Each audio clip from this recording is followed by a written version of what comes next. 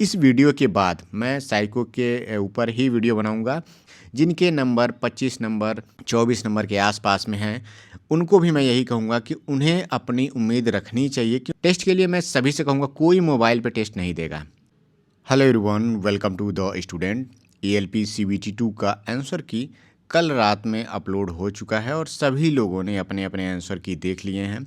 इतने जल्दी रेलवे इतना जल्दी कोई काम नहीं करता था इससे पहले, लेकिन इस बार सभी जो पेपर हैं उसकी आंसर की हो गया, रिजल्ट हो गया, बहुत ही फास्ट काम हो रहा है।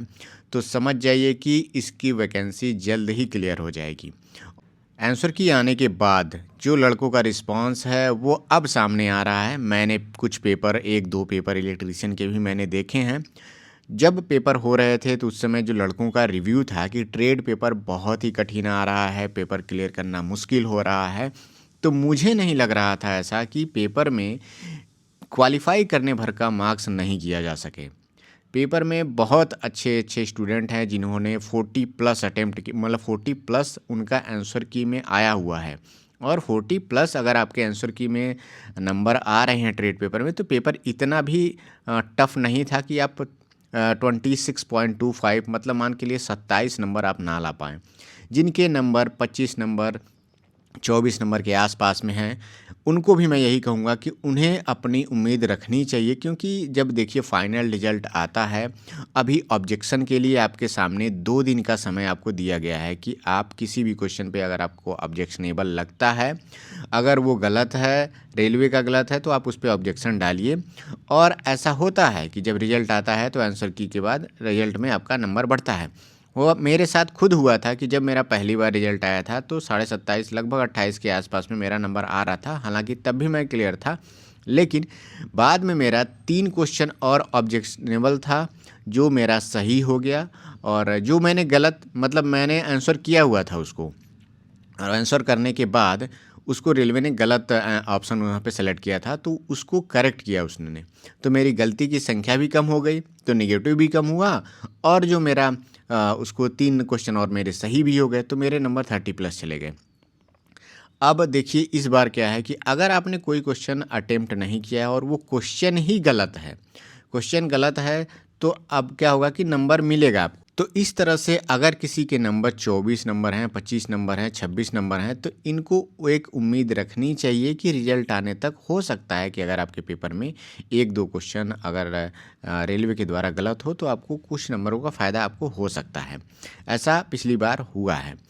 देखिए ये वीडियो बनाने के बाद बहुत सारे लोग, हो सकता है जो लोग ट्रेड में क्लियर नहीं कर पाए, तो वो कमेंट सेक्शन में कहें कि आप पेपर दे करके देखिए, या फिर आप भी होते तो नहीं पास होते। इस तरह की बातें लोग करते हैं, क्योंकि जब पेपर की एनालिसिस हो रही थी तो उसमें मैंने कहा था ट्रेड पेपर आप लोग 30 नंबर तो कम से कम कर ही सकते हैं, आप लोग जिन्होंने आईटीआई की बुक से पढ़ा है। अभी मैंने पेपर देखा तो अगर आपकी थियरी कहाँ से मजबूत होगी, जब आप वन लाइनर क्वेश्चन वाली बुक से केवल आप रेफरेंस मान करके पढ़ रहे हैं, तो आपका थियरी पोर्शन कभी भी स्ट्रांग नहीं हो सकता। आपको अगर कॉन्सेप्ट बनाना है तो हमेशा आपको अपना ट्रेड का आईटीआई का बुक लेना होगा। मुझे कई लड़के मैसेज किए थे जिन्होंने डिप्लोमा के भी बुक से पढ़ा था, तो आप जो डिग्री लिए हुए हैं उसके बुक से भी अगर आप पढ़ेंगे तो आपका कॉन्सेप्ट क्लियर होगा, पर्टिकुलर जो चैप्टर है। लेकिन अगर आप वन लाइनर क्वेश्चन वाले बुक से पढ़ेंगे, आप सोच रहे हैं कि प्रीवियस ईयर क्वेश्चन में जिस तरह से आया हुआ था उस तरह के क्वेश्चन अगर आते हैं वन लाइनर तो केवल 30 नंबर मेरे हो जाएंगे, तो ऐसा पॉसिबल नहीं है। पेपर कठिन बना सकता है रेलवे, इसमें कोई बड़ी बात नहीं है, कॉन्सेप्चुअल क्वेश्चन डालना उसका लाजमी है। लेकिन आप लोग इतने लंबे समय से ट्रेड पेपर के लिए, हर एक बार जब भी मैं ट्रेड पेपर को क्लियर करने के लिए कहता था तो हमेशा मैं कहता था कि कोई भी बुक आप रखिए, चाहे एस के झा रखिए, रुक्मिणी रखिए, प्लेटफॉर्म, किरण, कोई भी बुक रखिए, लेकिन उसके साथ मैं ज़रूर जोड़ता था कि आईटीआई की बुक अपने पास रखिए और इसी को रेफरेंस मान करके पढ़िए। इसके जो एक चैप्टर में एक्सरसाइज दिए हुए थे उसको पढ़ना था आपको। और बहुत सारे लड़के जिन्होंने मेरी बात मानी है, द स्टूडेंट के टेलीग्राम ग्रुप पे वो मुझको खुद मैसेज कर रहे थे कि आईटीआई की बुक से क्वेश्चंस लड़ रहे थे, कॉन्सेप्ट उससे जो जिन्होंने बनाया हुआ था उसको दिक्कत नहीं आई है पेपर में। लेकिन बहुत सारे लोग हैं जिनका दुर्भाग्य से पेपर क्लियर नहीं हो पा रहा है, 24 नंबर 23 नंबर के आसपास में आ रहे हैं, और जिनके नंबर 23-24 नंबर आ रहे हैं उनके जो गलत होने वाले क्वेश्चन की संख्या है, किसी के 17 क्वेश्चन गलत हैं, किसी के 20 क्वेश्चन गलत हैं। इसका मतलब यह था कि ये या तो पेपर में 15-16 नंबर 18 नंबर के आसपास में ही ये लोग क्वेश्चन जान रहे थे।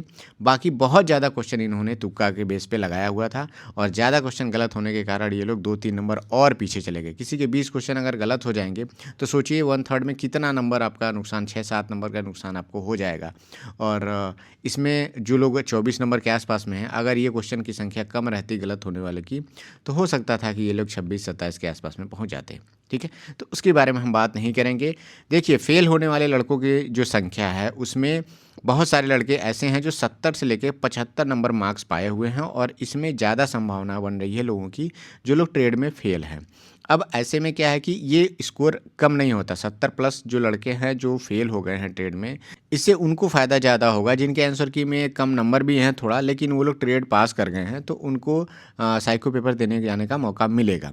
तो मैं यही समझ रहा हूँ कि जितने भी लोग ट्रेड में क्लियर हो गए हैं, अगर उनके नंबर 65 प्लस जा रहे हैं तो हो सकता है, ज़्यादा संभावना है कि उनको साइको के लिए बुलाया जाए। 8 गुना लड़कों को बुलाना है वहाँ पे, तो 65 के आसपास में। हालांकि ये नहीं कहूँगा कि 64 वाला लड़का ना तैयारी करे, अगर वो क्लियर है तो वो तैयारी करे। लेकिन देखिए, जितने नंबर पे कट ऑफ पे आपको साइको के लिए बुलाया जाएगा उतने नंबर पे सिलेक्शन नहीं होगा, ये तो आप एकदम क्लियर जान लीजिए। और एक बात और बता दूं कि आप साइको के पेपर में 1-2 नंबर बढ़ाने की उम्मीद रखिए। और किसी के नंबर मान लीजिए 70 नंबर के आसपास में हैं तो साइको में अच्छे से मेहनत करके फाइनल मेरिट में वो अपने नंबर को 72 नंबर तक पहुंचा सकते हैं। तो 1-2 नंबर का मार्जिन अगर आपके पास अभी भी मौका है किसी कारण से, जिनके नंबर 80 प्लस हैं उन्होंने बहुत अच्छा स्कोर किया है। कुछ लड़के ऐसे हैं, 1-2 लड़कों ने मुझे भेजा मैसेज कि उनके 73 नंबर 74 नंबर थे और वो पार्ट बी में बाउंड्री पे 25 नंबर के आसपास में है। तो ऐसा नहीं है कि उस लड़के ने मेहनत नहीं किया है। 73 नंबर 74 नंबर भी लाना आसान नहीं होता है पार्ट ए में। उन्होंने बहुत मेहनत किया, किसी कारण से उनका ट्रेड पेपर में कोई गलती हो गई, कुछ उन्होंने उतना सीरियस नहीं ले पाया और उनका ट्रेड पेपर में नंबर कम हो गया। लेकिन इनको भी मैं कहूँगा कि हो सकता है रिजल्ट आए तो ये नंबर बढ़ जाए। 1-2 क्वेश्चन जो एरर रहता है पेपर में उसके सही होने के या फिर इग्नोर होने पे उनके नंबर बढ़ सकते हैं। तो ये लोग भी कम से कम साइको की तैयारी करिए। इस वीडियो के बाद मैं साइको के ऊपर ही वीडियो बनाऊँगा। 5 बैटरी टेस्ट में बहुत ही डिटेल में ट्रिक के माध्यम से बताऊंगा। बाकी आप लोग द स्टूडेंट के प्लेलिस्ट में जाइए और उस प्लेलिस्ट को देखिए जो मैंने साइको के रिलेटेड 5 बैटरी टेस्ट को बनाया है। अगर आप सीरियस हैं, देखिए बुक्स तो आप अगर परचेज कर लेते हैं तो बुक्स में तो आपको एक बार बैटरी टेस्ट का आइडिया लगता है, आप थ्योरी पढ़ लीजिएगा वहाँ से। लेकिन आपको जो प्रैक्टिस है वो ऑनलाइन ही देना है। और एक बात और मैं बता देता हूँ, अभी अगले आने वाले वीडियो में भी साइको को लेकर के मैं बहुत सारी बातें करूँगा और एकदम आराम से द स्टूडेंट चैनल पे मैं सभी बैटरी टेस्ट को बता दूंगा। और आप आराम से, कहीं हो सकता है कोचिंग करने की ज़रूरत ना पड़े, लेकिन आप अपने ऊपर मतलब स्वतंत्र हैं। आप कोचिंग चाहें तो नज़दीक है तो आप कर लीजिए, किसी का कोर्स भी लेना चाहते हैं तो आप ले लीजिए। लेकिन मैं सारी चीज़ों को मैं इसमें बताऊँगा। बुक्स आप एक आध तो परचेज कर ही लीजिएगा, लेकिन टेस्ट आपको देना है। टेस्ट के लिए मैं सभी से कहूँगा कोई मोबाइल पे टेस्ट नहीं देगा। एकदम क्लियर वर्ड में मैं कह रहा हूँ कि मोबाइल पे कोई भी टेस्ट ना दें। हमेशा आपको लैपटॉप पे बैठ के देना है टेस्ट या फिर डेस्कटॉप पे, और आपको माउस का यूज़ करना है। कई लोग होते हैं कि लैपटॉप में रहेगा तो जो लैपटॉप के कीबोर्ड के पास में जो माउस रहता है इनबिल्ट, उसका अगर आप यूज करेंगे तो भी आपका नुकसान होगा, क्वेश्चन छूटेंगे, आपको कॉन्फिडेंस नहीं आएगा। हमेशा आपको माउस का यूज करना है और इसी में स्पीड बनानी है। शुरुआत के हो सकता है हर एक बैटरी टेस्ट में कुछ नंबर कम रहे, तो इन सब चीज़ों के बारे में हम थोड़ा बाद में बात करेंगे। अगला वीडियो मैं जस्ट अपलोड करने वाला हूँ।